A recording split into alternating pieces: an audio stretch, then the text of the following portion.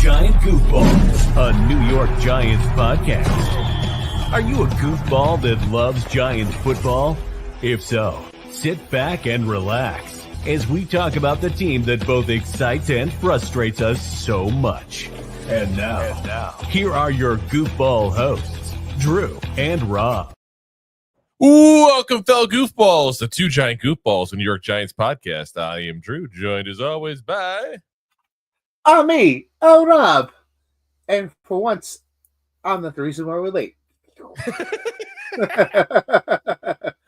Yeah, guys. So we did have the plans of having Chris the Entertainer on today. Unfortunately, he's had something pop up, so he's not with us here. We're trying to give him a little extra time just in case he was able to still pop on. He may even pop on later on. We're not sure. But I wanted to at least, go ahead and address that off the bat, guys. We'll just have to reschedule with him there when it's better.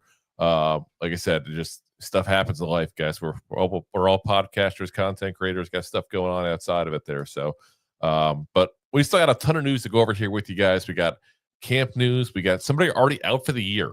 That's got to be like record timing, like be out for the year already at this point. Fan favorite. Yeah. You know, you're not wrong.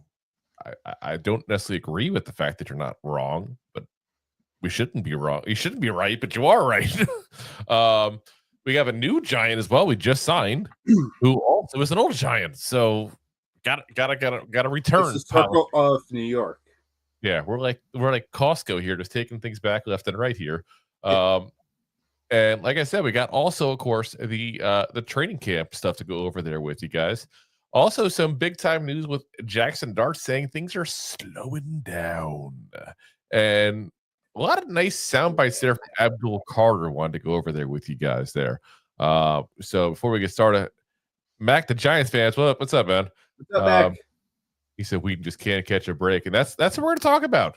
Let's start off right there with the bad news. Let's rip the Band-Aid right off there with Bryce Ford-Wheaton. Yeah, let's not rip the Achilles heel off. That's already been ripped. We got Bryce Ford-Wheaton down for the year here. And listen, guys, anybody who watches this show on a regular basis will know that Rob and I have been very consistent when it comes to Bryce Ford-Wheaton. We think he is a guy who, quite frankly, has been overrated by a lot of people, you know, and a guy that for some reason high expectations have been on, even though he was an undrafted rookie free agent. I get it. He's a physical freak of nature. Like that's life, you know. I mean, you come with that kind of abilities, people automatically think that those abilities translate to the field, even though you're already at college and didn't do very good. I'm not here to bash the kid. I'm just saying. Yeah, especially why he's torn. Yeah. So rookie year, obviously out for the year. Second year, people are all excited. He goes in camp. He ends up being a decent special teamer for us. So I'll give him that credit there. Not as returner, just, you know, coverage kind of guy. Doesn't do anything on offense whatsoever. Never gives him a chance to even play offense, even when everybody and their mother was basically injured. Like, literally, people and their mothers were injured together. They were at the hospital like families. It's insanity how many injuries he had. And still never got a chance to play the field. And now he's got an injury. So, yeah, he's just done for the year again. Second time in 3 years. Brian Daboll said, man, my heart aches for that man. He's done everything he could to get back. He's a very good special teams player for us and was having good camp from working back from his injury. He's just laying there on the ground, and you just can't help but that's the tough part of this business. Probably one of the worst is seeing these guys go down. They have to put so much time and energy and effort into getting back, and we'll certainly miss him. It's just an unfortunate thing for Bryce. I feel for him. I feel bad for our team because he's a good player for us in the kicking game, and now other people are going to have to step up. But, man, that was a tough one. Yeah, like I said, I don't want to, I want to belittle the situation because I feel like there are some people that are, really upset about this because they really still think in year 3 that Bryce Ford-Wheaton is something. From the Giants, he was supposed to be the next coming of, you know, the Victor Cruz kind of player. Yeah. Undrafted, freaky nature. He's going to make it and not to kick the man while he's down, but like you said, Drew, he's a physical specimen. Like he 100%. has the body, the natural talent of just being strong, physical, fast, everything you think would make a great football player. And once again, I don't want to kick Bryce down. He doesn't have the football IQ to be the best player out there. I feel like if, hypothetically, okay, we were to pick a Giants player to go on the show, American Gladiators, if they brought it back, Bryce Ford-Wheaton would potentially be that guy. He is that athletic. Top 5. But he's just not been a really good football player. Even in college, again, he's overrated in college. But so I that's what I'm saying. From a Giants perspective, this is a kick in the teeth mentally, emotionally. It's probably a reminder for some people too as well on the field that, hey, you never know what's going to happen. But I think this is a bigger deal for Bryce Ford-Wheaton than it is for the Giants. Oh, so yeah. You're undrafted rookie free agent. You're out for the year early on your rookie year. You can't make it on the field on offense your second year. And then your third year, you're out for the year as well again. For what is a decent injury, too. Like, this is not a minor injury. Your Achilles that's something you got to come back from. And we've seen that now with guys, the quarterbacks having to come back from that recently with, Kirk Cousins and Aaron Rodgers. For some reason, that's been a quarterback thing lately. But yeah, I feel bad for the kid. I do. I really do. Like, we make some jokes about it and try to be honest about the fact that he's not a great player, but I feel for him. I really do. The glimmer of hope he has is he could come back to this and possibly have career as a third string in this league, which has its place. Like, I'm not trying to knock it. It's way better. It's way better than where I went with football talent. Yeah. So I'm not knocking it. And you can make a good career where you can set yourself up for, for pretty much for life. Like, is he going to, he's probably going to have to work, but he's not, he's going to be financially set up.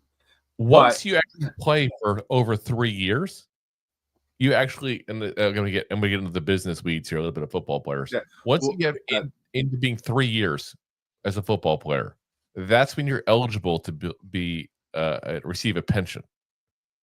Now, the thing is, though, that being in for so many years, there's a certain number of games you're supposed to play. I'm not sure what the injury, clause is as far as that, because the rule is supposed to be you're supposed to play in at least 3 games for it to count as a year of service in the NFL. And past 3, you get $1,000 per month once you hit 55 that you played in the league. Up to, I think, 12 was the maximum. I guess I just know way too many weird things in the NFL. But so if it is it for him, I'm hoping that there's like an injury clause in that for him, because at least then he gets some money as a pension out of this whole thing, along with some good stories for kids and grandkids and all. Yeah. All I'm saying, hopefully for his sake too, it's like the Achilles heel thing was something that would end a career 20 years ago. Yeah. 15 years ago. Like, that's it. That you're done. But modern science has allowed you to come back from it. It's an we should well. We're both saying this because it's Greek culture getting into us here. Achilles tendon rupture, not necessarily his heel itself specifically. Before somebody medically is like, oh, they're saying the heel, it's the tendon. Like, somebody's going to correct us on that. So I'm just going to real quick say it is a tendon rupture technically, but it's in the heel area. That hence why they call it the Achilles, because Achilles heel, Greek mythology, Homer, Odyssey, all that. Okay, anyway, sorry, go ahead. Yeah. He could come back possibly next year, maybe not as a Giant, somewhere else. Yeah. And play as, the residual backup special teamer somewhere and make himself a little career, make some money. I hope he does. Like I said, I got no. And he's young enough. He's young enough and a freaking nature. Yeah, I mean, he's still under 30, which is when some people are coming into the draft the last couple of years. So you never know. Yeah. That COVID draft. Gosh, gotta be over by now. But again, wish him all the best. I hope I'm not being too pessimistic and thinking this could be it for him, but it's reality that it could be. Because when you're an undrafted rookie free agent and you played 3 years so far and you can't get on the field on offense and you've been injured for 2 of those 3 years, there's not necessarily the biggest market for you. But like I said, by all accounts, he's been a good kid in the locker room. He's been, a hard worker. He did all he had to do last year on the special teams without complaining about not getting an offensive attempt. I would have complained if I was him. So, again, I want to root for him. I want to hope for the best for him, not just because he's a Giant, but because he seems like a decent person. But this could be the last of Bryce Ford-Wheaton on NFL field overall. Just given the facts. So, but let's talk a little more positive, because when one door closes, another one opens. Guess who's back? Back again. Gunner's back. Gunnar Olszewski back with the Fred. Giants. Oh yes. Not often that we are excited that a Gunner's back, but Gunnar Olszewski, he's back. This is from Jordan Ronan on X. He says the Giants are re-signing wide receiver / kick returner Gunnar Olszewski per source. Good returner, was with the Giants each of the past 2 seasons. Move comes on the heels of losing receiver and special teamer Bryce Ford-Wheaton for the season with an Achilles tear. Now, I should also say, technically, the Giants just signed a former All-Pro, because he wasn't All-Pro as a kick returner back in 2020. Could say that. So you could, and it's legitimate. It's an actual thing. But listen, we all know who Gunnar is by now. Like I said, he's been with the team a couple of years. Didn't play last year because of injury. Was the returner for the back 2/3 of the season in 23. Good returner. It's a joke to call him a wide receiver. It's just is what it is. He'll be in there for camp for a second option as a returner. Smith Marsette's going to have to basically beat him out. That's where it's probably going to be, because the two of them are the only guys that you really think are like the legit, star potential returners on this roster, barring somebody who plays offense coming out and doing it's never really done it before. Looking at you, Dante Miller. But checking you out. But yeah, that's where he's at. He's not a receiver. It's a joke to call him a receiver. He's a returner. We basically returned a special team guy who was like a guy who played on coverage teams, and now we have a guy who is a kick returner replacing him on the roster. And at least the guy we know, it's a guy the Giants obviously like, because they brought him back the 3rd time now, because they had to re-sign him even to get him back in year 2. You have to see how he is coming off the injury. Again, he was out for the whole year, basically. But this is a guy that we've seen great things out of him when he got the chance to play for the Giants. Like, there's still, at least prior to the injury, still some juice left in that tank. So we're going to have to find out what kind of juice there is left in that tank. But, he's now going to be 29 years old. So not that he's, old by any standards, but he's not exactly young by football playing standards, that's for sure. But he literally hasn't caught a ball since it was like the very starting of 23.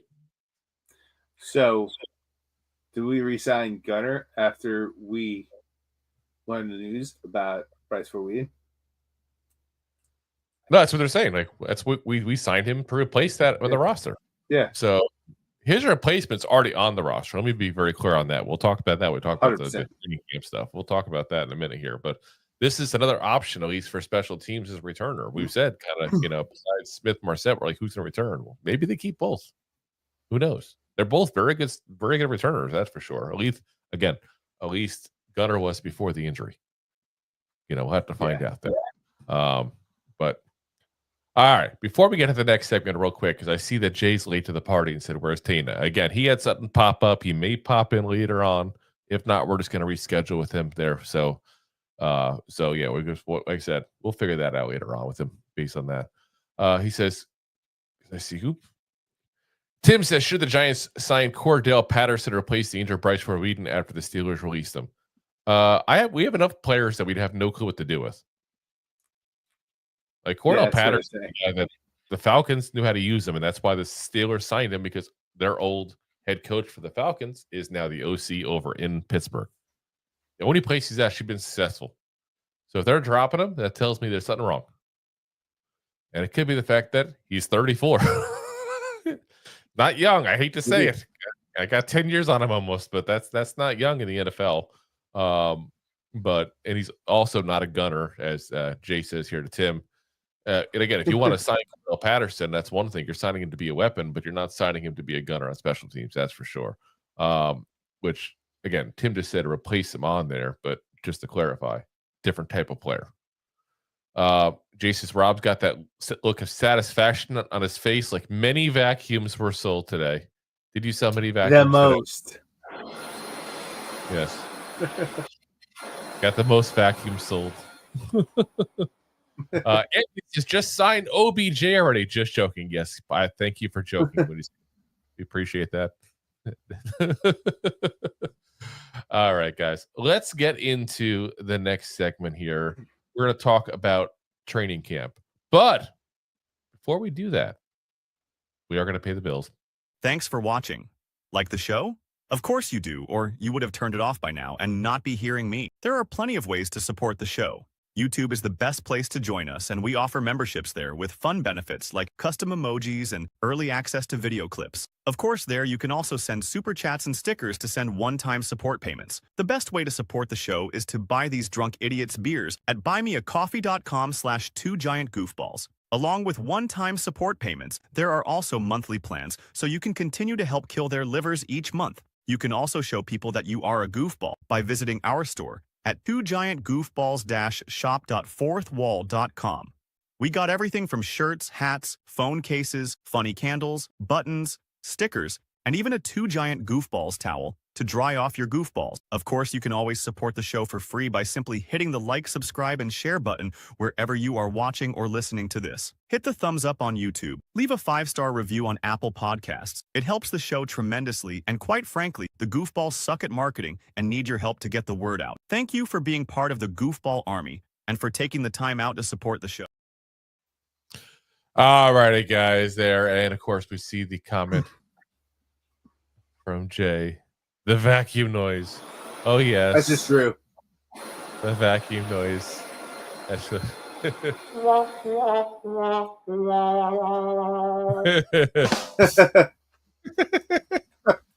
too much fun with the soundboard today, that's for sure. Or is there such thing as too much fun? Wait a minute. Drew was saying. Let's get back here, guys, to the Giants news. We got to talk about the training camp here, because guess what, guys? It is time. The pads are on. The pads. They're on. Oh, yes, the pads are on. And that's one of the best times, is when you finally actually get to see everybody in pads. So, who was the guy in Hot 97 back in the day? He said all the time. Was it Birdman? Was he the guy? Sure. Like, randomly during the song, he'd be like, "Here we go." Let us listen to the damn song. I'm not here for your random air horn. Here I'm that schmuck now. Anyway. Way to go. Like I said, we got the pads on. That's the exciting part here, guys, because we weren't sure, what to think of the first couple of days of camp. Again, there's no pads. You don't know what you're trusting. Things obviously change once you put pads on. You got guys running full speed and stuff like that. So today was officially the day. As Anthony says, every 30 seconds, Birdman would do that. See, I'm right. Birdman. Every time I talk now, he's going to do that. Not Harvey Birdman, attorney at law, for the record. Birdman. Or Michael Keaton. Oh gosh, that was Batman. Wrong man. No, he's still Birdman. He won an Academy Award for playing Birdman. He was in the movie. That's right. Oh my gosh. He was the Birdman. He won an Academy Award. What are you talking about? I didn't see that movie. It's like the only movie that I guess is a comic book movie that I haven't seen. Is it a comic book movie? No, but it dabbles on the idea of playing it, and it was very kind of meta as well. It was, I guess, good. It's kind of like a meta form of what Keaton's life was going through at the time, because he was very famous for playing Batman, and then lived off the tailcoats of that, or the wings of that. Yeah, we do. Had a resurgence of a career after that character, just like he did in Birdman. We need to pop Riddler real quick. Back to the camp. Anyway, our Stapleton had a really good call out there on X. He said, at Giants camp, undrafted rookie wide receiver Dalen Cambre working with the first team on air in slot with Wan'Dale Robinson getting a day. Cambre, an interesting guy to watch due to his special teams talent after Bryce Ford-Wheaton tore his Achilles. And again, we got to call him out because this is a kid who was a special teamer in college, guys. That's all he was. And he has impressed a whole bunch during rookie camp, during spring practices. I'm very intrigued by this kid because he just kind of popped on right off the get-go. And people were like, look at him. This is a little odd. Why is he able to do this? Like, where was this during college?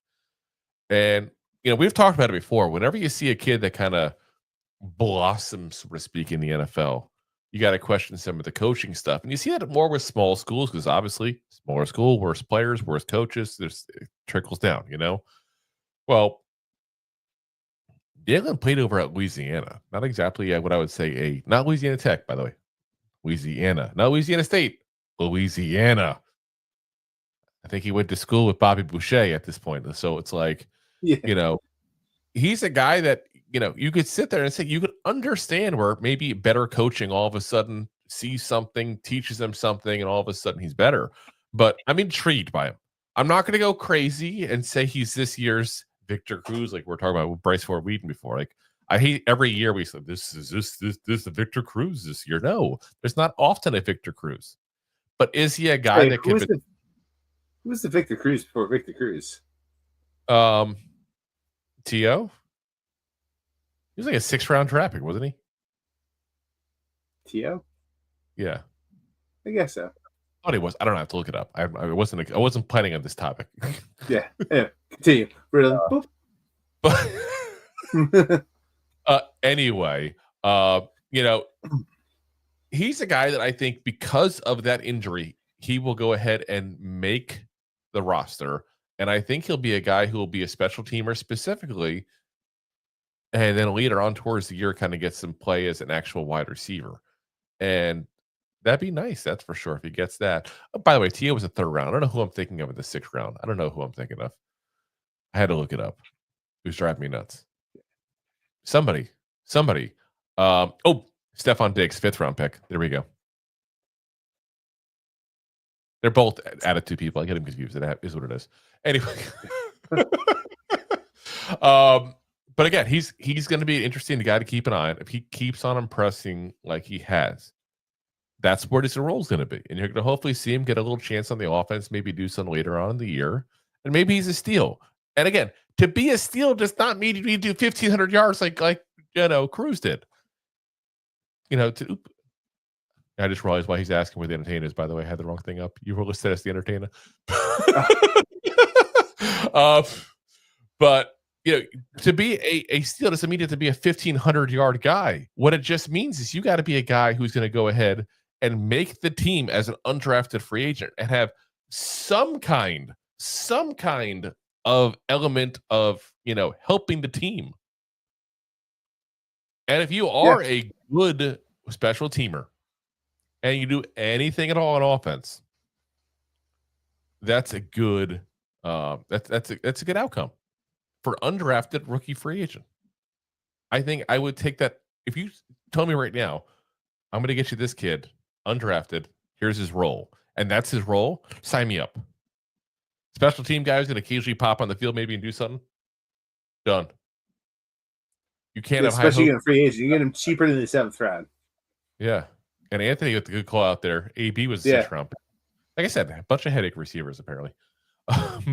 But again, I think that's probably the role for him, and that's what I'm kind of hoping for.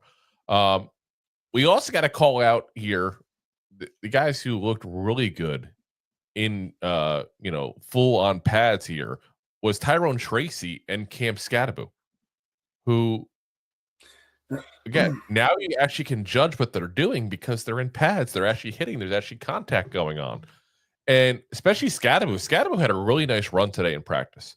It's hard to see how many yards because I'm watching videotapes of other people obviously that are there, but he had a really nice run. And I got to say, we could remember Bobby was on, obviously, day one. He talked about the fact that everybody's talking about how thick Skattebo's legs are. He's got the Saquon kind of legs at that point there. But I got to say, he is tiny compared to what I thought he was. And I guess because his playing style, I picture him as a bigger guy. And I'm watching videos of him as he's lining up with people and he's going to the huddle. He is like, bring your kid to work day, kind of like small. Yeah, he's like that short and stocky. He's built like a lunchbox. He's a bring your lunchbox kind to work day kind of guy, and that's what he's shaped like, short and stout. Yeah, and again, he's 5'11", 216 pounds, so he's basically like a short safety. Yeah, like that's the size. He's a short safety. So you got to remember that, because I think we're looking at him because of the way he plays and people comparing his playing style to Brandon Jacobs, which is just first off crazy before he even takes a single NFL snap. Let him gain another 50 pounds, and you can start talking about that. 50 pounds and a half a foot. Yeah.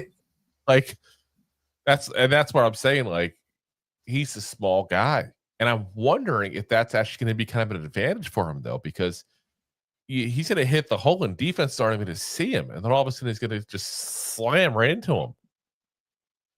And like Miley Cyrus, he's going to come at you like a wrecking ball. Right at your wrecking balls. Yes. Oh gosh. But that's what I see. Like, watching the film of him in camp, that's what I see, is a kid that's basically just popping up because he's so tiny you don't see him behind the line, and then all of a sudden he does and just smacks you right in the jaw. Like, this is going to be a fun watch, I think, if he's as good as I think he's going to be. And again, I think he's going to be great. There's a lot of talk. Like I told you, my old man lives down in Arizona, and there's a lot of talk of him coming up the draft about how tough and physical he was down in Arizona. And it just sounds like more and more we learn about the guy, like his stature. Like, we knew his accolades going into the draft. Yeah, he wasn't the biggest guy, and we're like trying to figure out what he's doing. But like, he's 5'10", 215, solid muscle. That's like, if you were walking down the street, you would go, "Oh, that's a big dude," because he doesn't look like a football player, which would be like you said, Drew, a great advantage to him because he's short and stout.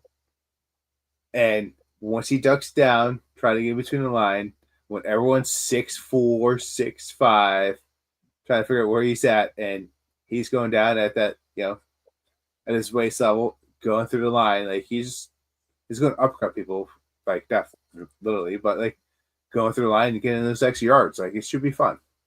Yeah. It's like I said, it's gonna be fun to watch him, I think. Jason Skattebo getting rave reviews. People saying Darius Alexander sucks. I'm hearing the same on Alexander, that he hasn't looked good. I do want to caution people. He's coming off an injury in the spring. I think you still got to be careful on judging too much on a kid coming from a very small school coming off an injury. He's going to take some time potentially to get the things going. If he still looks bad at the end of camp, listen, that's fine. Like, call him, looking bad at that point. It's too early. And maybe I'm partially saying that because we were big on him coming out of the draft. Maybe that's what it is. But I'll admit, there's a possible homerness in this. I'm not going to say otherwise. But I just think that you got to give a kid coming from a very small school, coming off of an injury, time to get acclimated. Deb says Joe Morris was 5'7", 190 pounds. He was a good running back. But in all fairness, though, back then guys were 240 pounds playing guard. Now they're 340 pounds. I mean, obviously, I'm being facetious. They were probably closer to 280, 290 at that point. But still, like, there's a difference in size of the players, that's for sure, nowadays compared to the 80s. Yeah. Anthony says Darius Alexander is struggling hard, and Deb says, "Yeah, Jay, I've heard that Darius Alexander seems like a bust. Too early. Let's not use the B word yet." Yeah. Listen, if we use the B word anybody, it's going to be you, Josh Rizzuto. It's going to be you, Evan Neal. Like, those are the guys getting around for a few years. Even JMS, you can start using that term. We can't use it with like not even a full week basically of camp with Darius Alexander coming off an injury. Yeah, it's very unfair. Yeah, we got to give him a little time here. And Jason still shocked Joe Morris at 21 touchdowns in the season. Incredible. That, yeah. Anthony says Alexander will come around. Damn straight. Mac, the Giants fan, says Scott's not only turning heads in the running game, he's also excelling in the pass game. Yes, and there was that. That's another big thing. And it was, I didn't see who the pass was hit off of, but it kind of ricocheted off another player who was intended for. And Skattebo was this close to catching it for a touchdown. I mean, literally like one toe out, but it was still an amazing, amazing catch to make, an amazing presence to be close to get a ball off the ricochet. Like if he had gotten that in the game, that'd be like one of the most amazing catches by a running back ever. Like it was that good. So yeah, I've seen some of that film. Like I think I guess it went around Giants media too. It's like when Dart threw it to Skattebo in the end zone. Yeah. That's what I'm saying. He's got some hands on him. That's gonna be fun to watch. That's for sure. Like I said, I think he's gonna be a good player. Jay says, yeah, if Skattebo can pass block, it's gonna be fun. Yeah, because that's what Tracy sucks at. Let's be honest. I think like with that like statue, like I think he's gonna be like the little Napoleon syndrome kind of like running back. Like Napoleon syndrome. I shouldn't even say that because, like, I mean, Napoleon was that size. Well, maybe 215. It's Skattebo's taller than you. What? It's 5'10", no? We said 5'11", didn't we? 5'11". Oh, all right. Yeah, it's an inch. It's half an inch.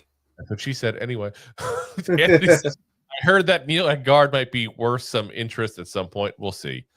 I feel like we're just trying to get something out of him at this point, honestly. Like, and I heard a lot of people talking about, we have to watch every snap. Like, he had like 2 snaps like actually mattered at guard today, from what I heard. So yeah, I'm not gonna reserve it. I'm not gonna sit there and judge him and change my opinion on him as when it comes to him being a guard until we get a little time with him.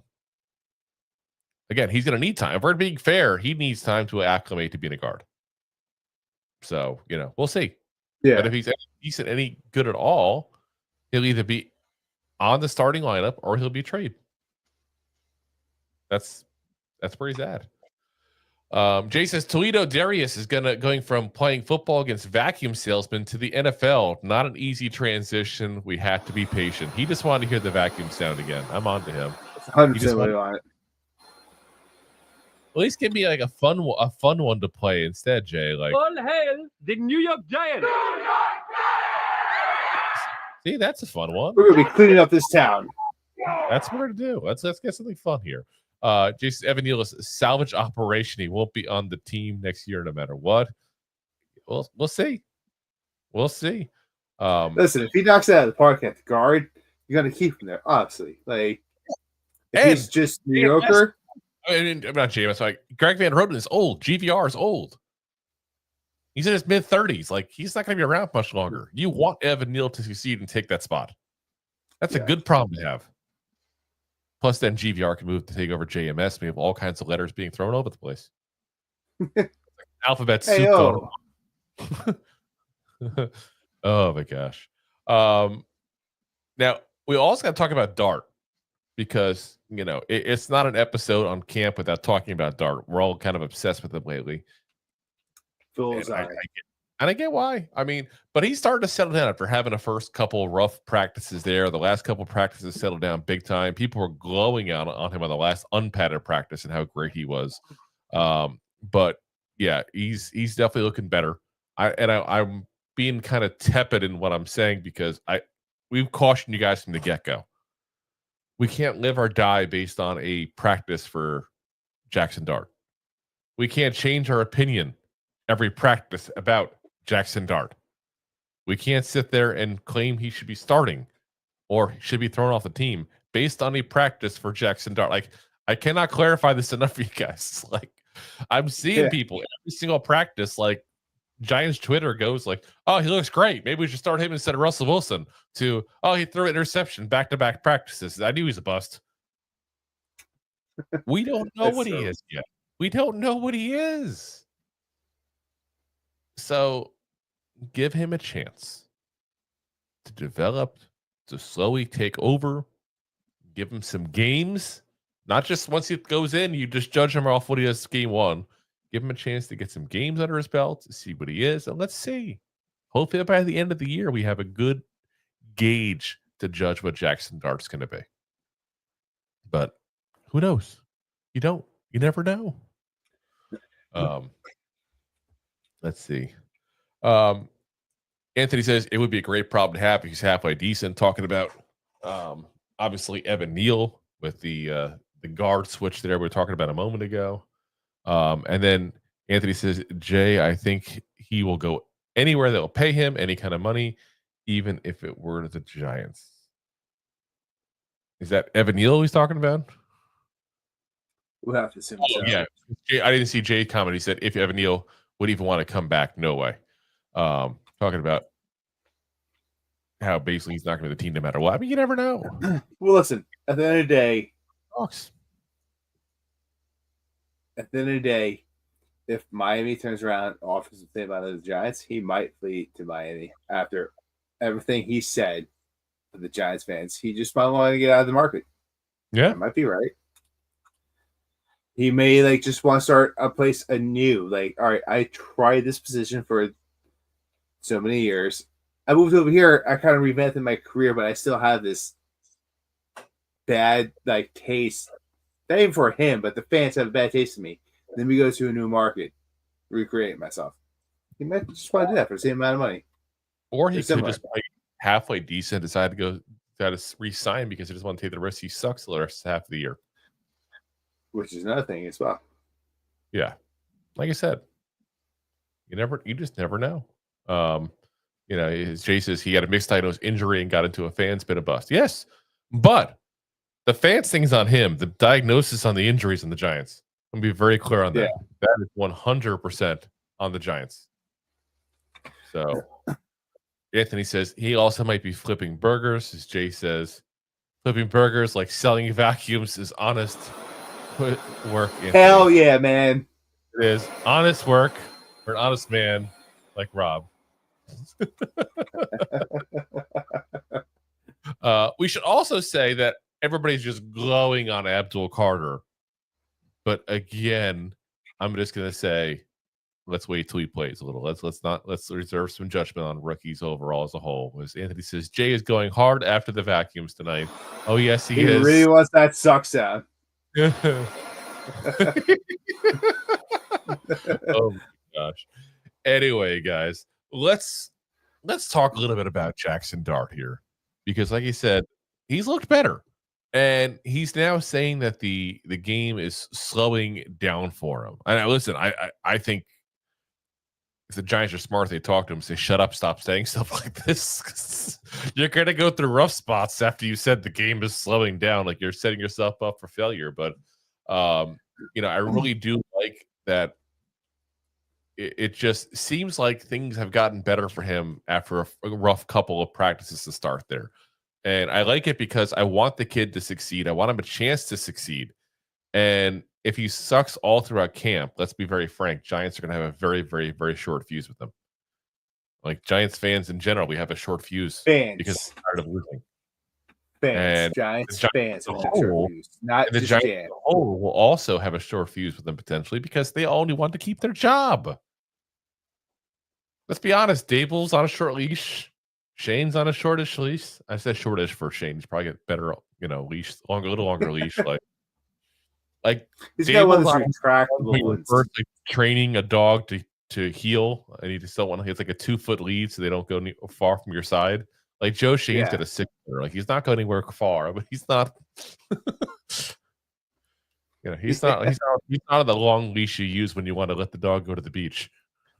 But also, on the opposite shoulder, if you will, the devil's advocate, if you will, you want to hear that from a player that you just signed. Like things are slowing down, like things are working, like the coaching is working. So you do want to hear that. So I get what you're saying because as soon as you make a mistake, because this is the Giants media, this is the New York market.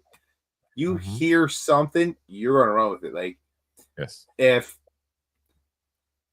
all of a sudden you say out of nowhere, it's Wan'Dale is like, oh, my ankle hurts. but then he goes and gets 150 yards on the field. You're like, oh, so much for that ankle. Like, and everyone's going to be talking about like that ankle thing. Yeah. And in the same token, like that's a positive, but in a negative, the game slowed down. But if he gets sacked 4 times his first game, which let's face it, the Giants' offensive line has done that for the past few years.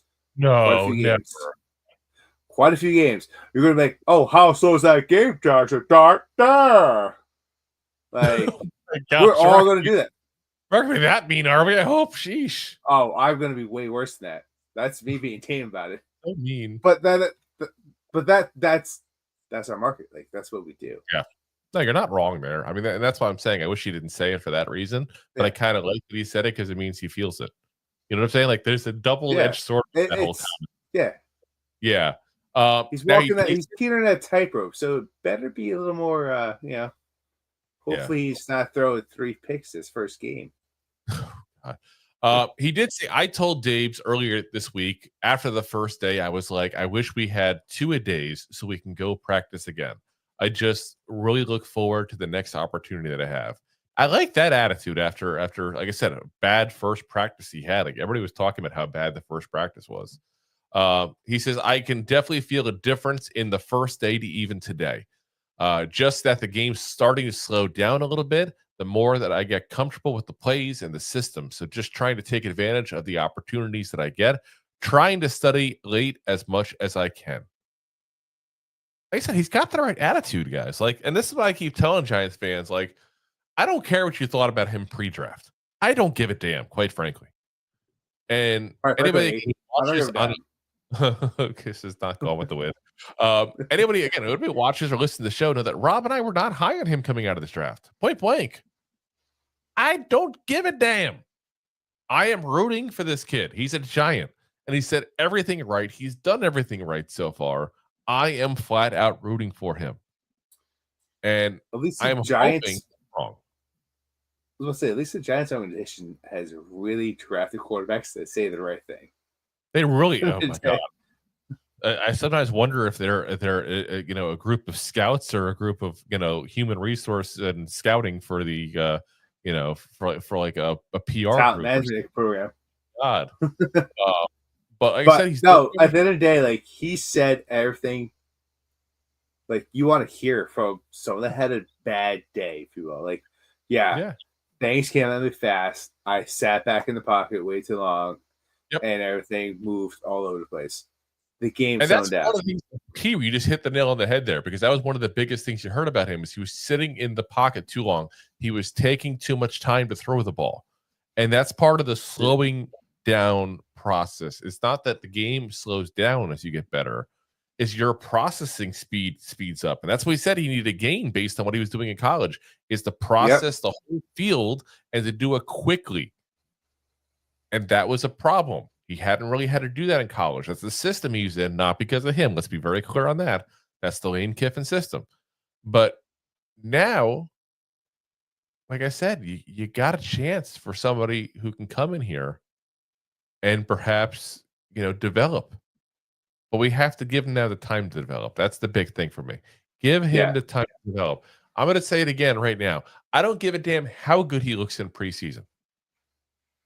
No matter what, he should not. His ass all year. Exactly. Or at very least until the bye week. I'm okay with giving him a couple games toward the end of the season if we're out of it.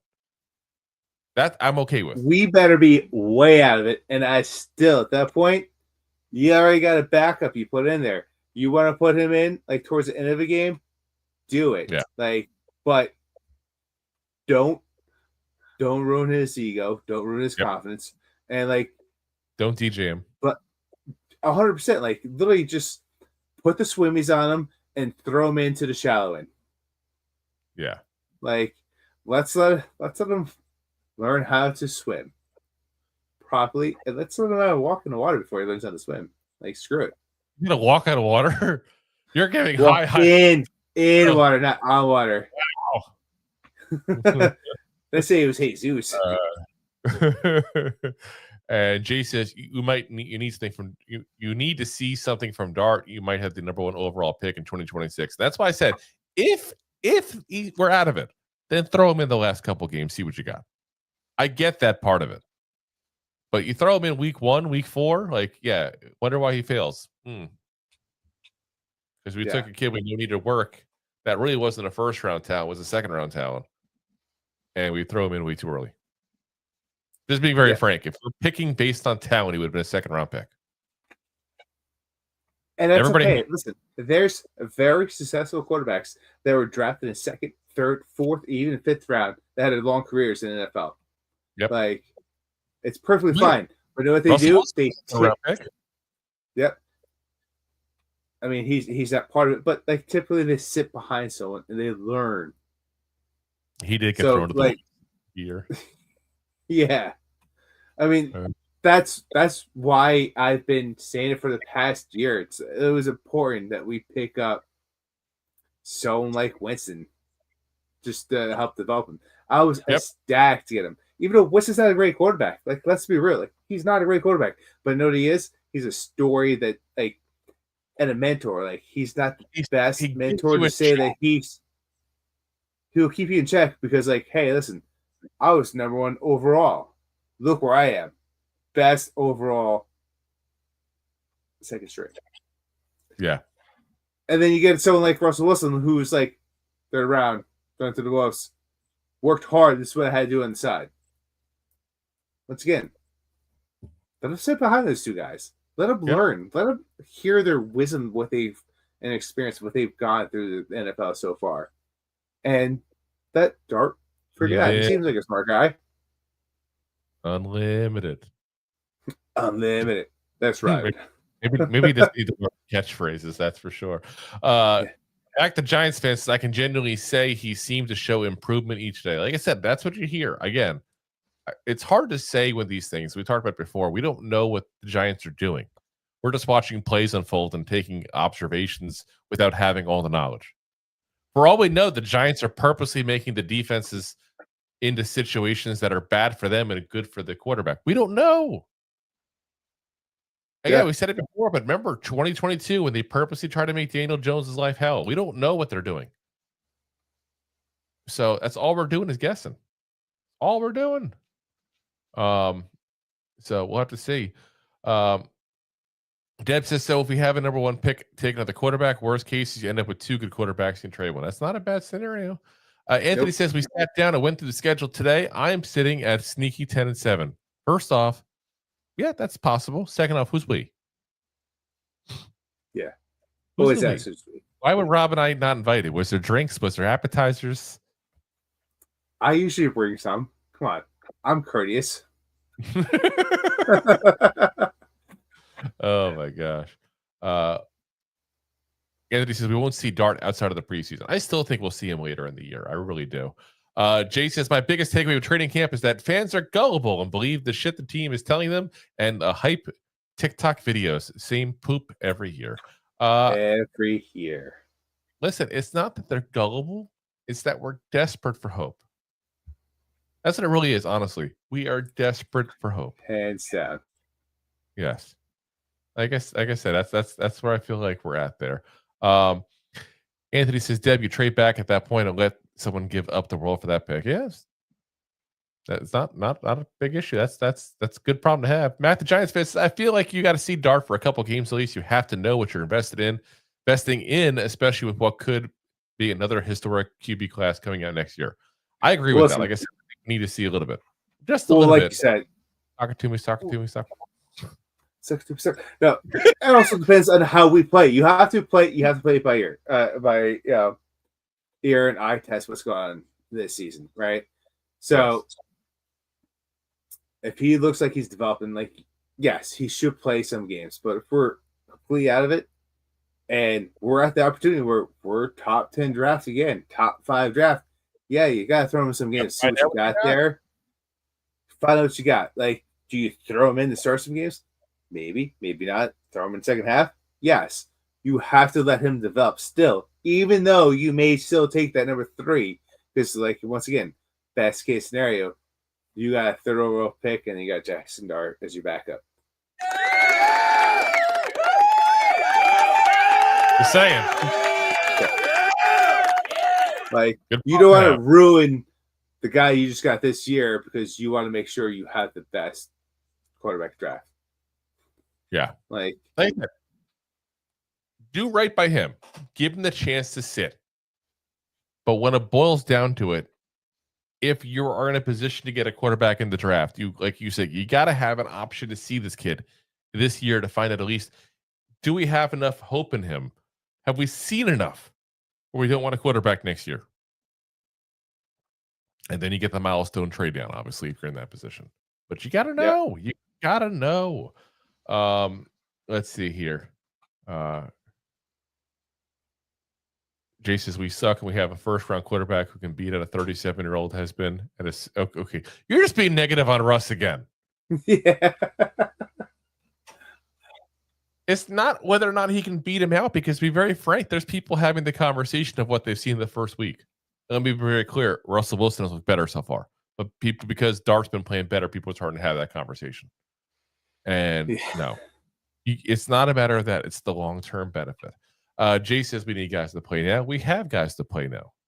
He says Rob sucks up beer like his top of the line vacuums. No invite for you. Listen. Oh.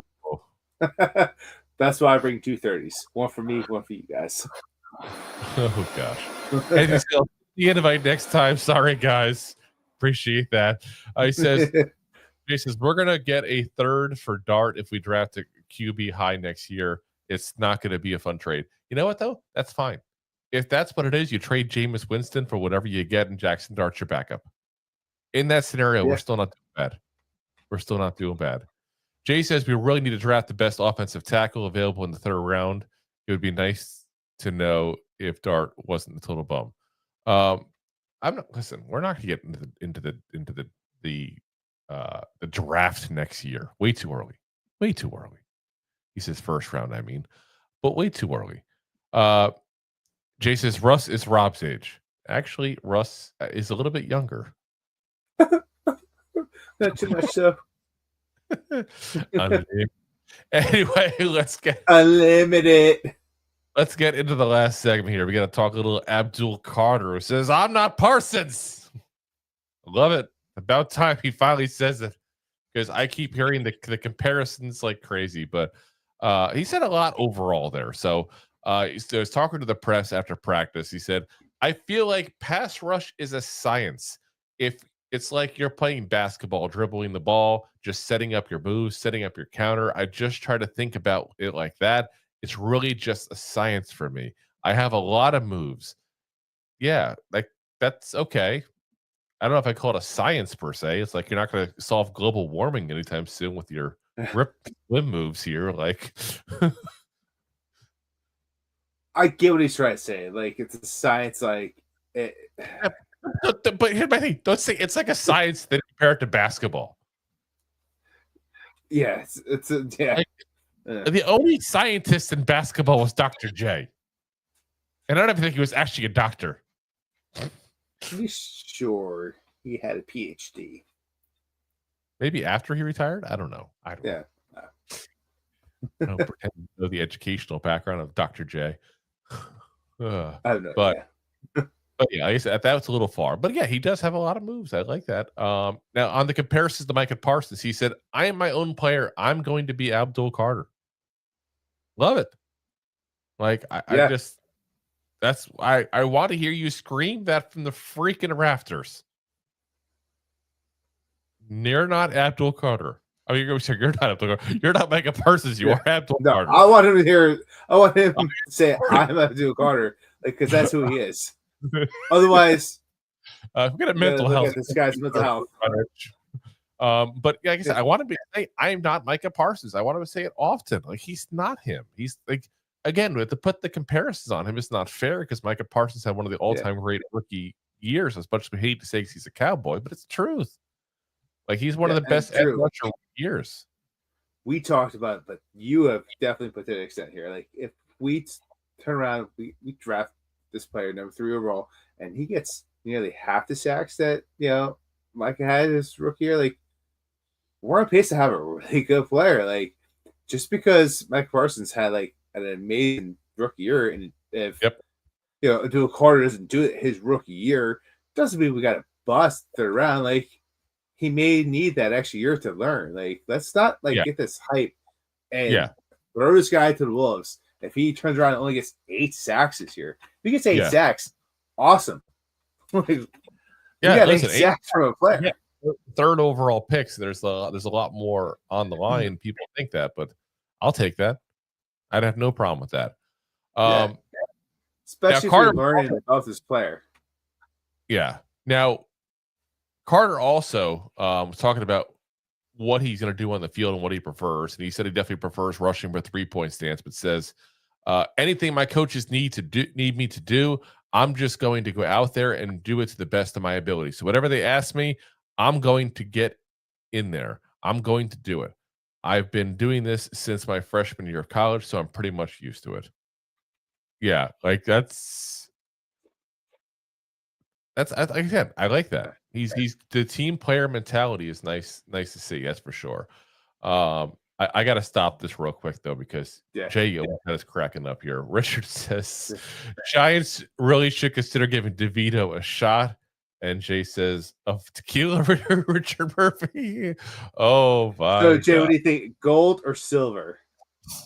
What's that bougie one? It's a cream one. The Rizzo or something? The Riz? Listen, I was raised poor. You just drink cheap whiskey. Give me that Jimmy Beam. That's too expensive. Give me that Evan Williams. Oh my God. Anyway, now he also talked about playing next to Burns and Thibodeau, which again, great. People talk about it being stacked down greatest for the Giants. It's also great, absolutely great for Abdul Carter, because he has people next to him that have at least had some level of success in Kayvon and been guy that's level of success of a $30 million contract for Brian Burns. I mean, that's not a bad duo to be playing along with coming into the NFL here. He says, I like to learn from them, watch them, just try to steal little things they do in terms of their routine, how they practice, and how they handle their business. Just try to pick up little pieces one moment at a time. Like I said, perfect answer. I'm liking the answers he's given today to the prep. A lot of good stuff here. Talks about the hype surrounding him. He says, I try not to listen to it too much, and I just want to keep working, getting better. I feel like I'm just getting started. It's my second year of being on the edge. I feel like I just keep getting better, keep finding little ways to get better. Thank you for bringing that up, Carter. Second year playing edge, guys. Second year. Let's just hold. Yeah, like second year. I think people are forgetting that sometimes. They're like, oh my God, look at the bend, look at this, look at the rip move, look at that. Second year playing edge, guys. He's not fine-tuned at that position yet. So again, as you mentioned earlier, Rob, if he gets 8 sacks hypothetically, that's great. For a guy who's second year playing the position, and it's his second year, it's his first year in the NFL. Yeah, he's once again, we talked about Skattebo being like, and Wheaton being like, these guys are like just giftedly, naturally, like Abdul Carter just steps above these guys. Yes, and he's got the football IQ. Jay also suggests his answers though are not natural. He says that dude from Hard Knocks who does the media coaching is doing a great job. All the cliches being used. Listen, you don't think every single team teaches these kids what to say? I was going to say, listen, our PR staff has really talked to our They've guys. Really done well with these kids. I'm impressed. Yeah. I'm impressed. Now, Brian Daboll was talk last year. Anyway, whoa. Keep the mic. Now, head coach Brian Daboll also talked about Carter. Says you were able to go back the year before too and see him play another position off the ball and see the impact he had there, running through gaps, chasing people down. And that's part of it when you're evaluating a player is the vision you have for the player when they're coming into your team. But until they get here, kind of see them move around and ultimately see how they handle it mentally. Can they pick it up? Do they have the instincts to do it? Which he certainly has. I'd say very, very good instincts as a football player. Some players do exactly what's on the paper, the line, and I run 12 yards. I stop, I turn. Then you have other guys that are very instinctive players. If I run to 12 yards and turn here, I'm going to be covered. Or I can do this. It's not. He's a little bit of a see ball, get ball kind of guy. And again, he's done a nice job with what we've asked him to do, and we'll see how it grows. So, listen, that's a long-winded answer to say basically I like what I see so far. Yeah. Pretty much. Exactly what he said. Yeah. Obviously, the media guy didn't work very well with him because it's a very long-winded of saying that. But again, I think when you see a player or a coach ramble, they're giving you mostly an honest answer. That is as ramble as it gets. Like any more of a rambling man, and the Allman Brothers bands would be in the background at this point. Like that's Lord. how much. So that's it. All good news. And I get it. Giants media pushes the good news. But I also get that the fans are open to practices right now. And if things didn't look good, we'd be hearing it. Not from the BS troop of content creators they sent there, but at least from the fans that are there, the real fans. So listen, I'm going to be a little optimistic right now. Jay says, "What's up with James Hudson? He sucks and is proud, then wants to box after every play because he sucks." That's what I've been saying forever. We've been saying since we signed him. We didn't like it. This is the kid we trampled over in week 3, was it last year? When he was in with the Browns? Like, yeah. We didn't like him. He says 12 million. Exactly. Bad signing. He terrible. You don't have to convince us. You had to convince Joe Shane. Pa Ensima says there's a buzz with this upcoming Giants squad. There definitely is a little bit of buzz for me. I like it. Like, I feel like the Giants are that team that everybody's saying is going to suck. But you get like 1 out of like 20 people going, wait a minute here. Like, there's a little bit of people starting to do that more and more too. So, like I said, I'm going to be cautiously optimistic. And it feels weird to be cautiously optimistic, but I'm going to be cautiously optimistic. I know. It's really weird. So, guys, before we go, we do have a special thing for you, a little extra thing here. This is the stupid things I think about when I'm laying around on the weekend. And I thought, how funny would it be if they did a series of books, Dr. Seuss style, about the Giants? So we have a few redone book titles based on the New York Giants there. The first one we have is, who remembers the how the Grinch Stole Christmas? We have How the Saquon Stole a Super Bowl. I love how no one talks about the fact that he literally went to a stacked team and got a Super Bowl. Like very LeBron James-esque. It is. Everyone wants to poop on LeBron, which very easy. Deserves it. Yeah. But Barkley kind of did the same thing. Great offensive line, good quarterback play, great receivers around him. Yeah, as core receivers. Very easy to see there when you're very talented. Gotta be there. Now, for those of you like green eggs and ham, do you also like green eggs and a free medium Coke? Because there's John. If it comes with the green eggs. Oh my gosh. We also have, for those of you who are a fan of one fish, two fish, red fish, blue fish, we have Jameis Winston in a special edition of 1 touchdown, 2 touchdowns, 1 interception, 2 interceptions. The story of his career. And this is an autobiography, folks, because it's fantastic. Oh my gosh.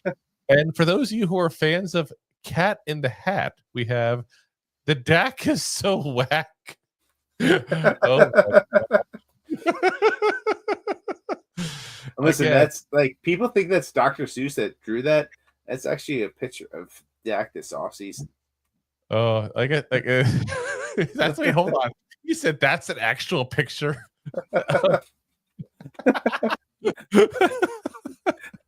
Oh my gosh. Like I said, this is the stupid stuff that gets thought of on the weekend. It's just my brain's a warped place to be. I don't know what to tell you. It is what it is. Drew was telling me about his idea about doing this last night.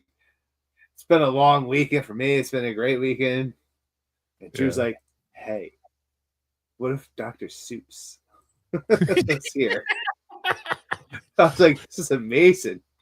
Now I feel bad for anybody who's on the social, on like listening on audio, and they don't get to see them. So we'll put it up on like Facebook and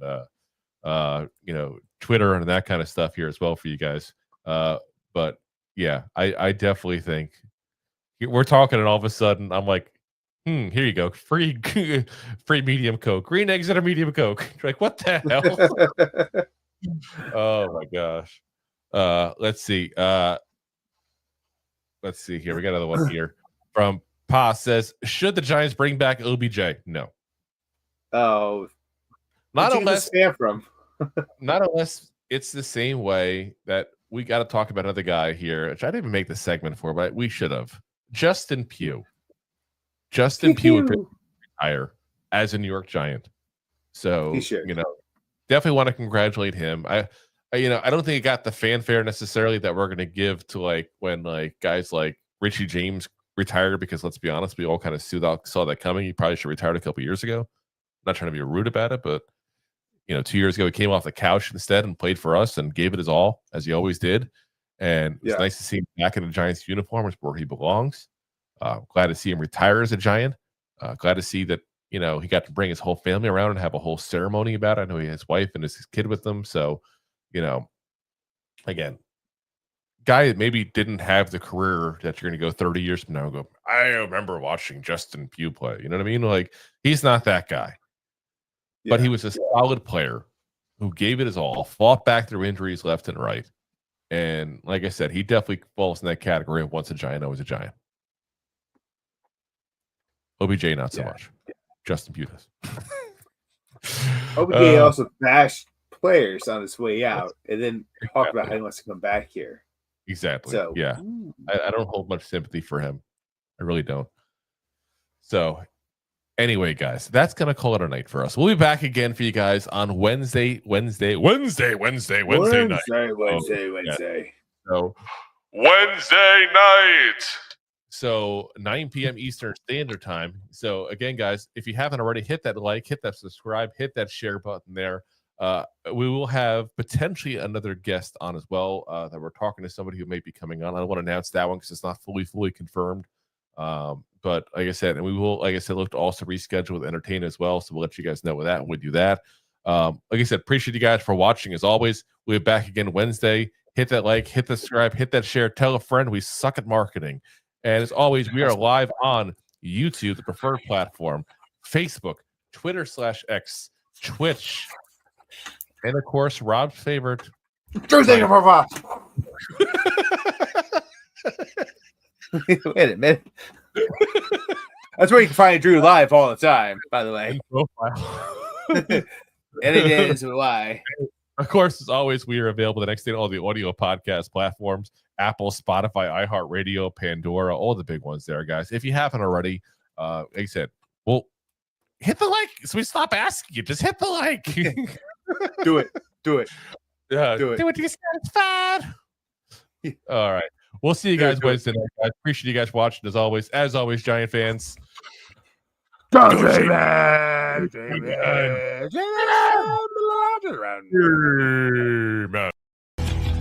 Thanks for listening to Two Giant Goofballs, a New York Giants podcast. We appreciate your support. Thanks so much. Please, I'm begging you. Please subscribe.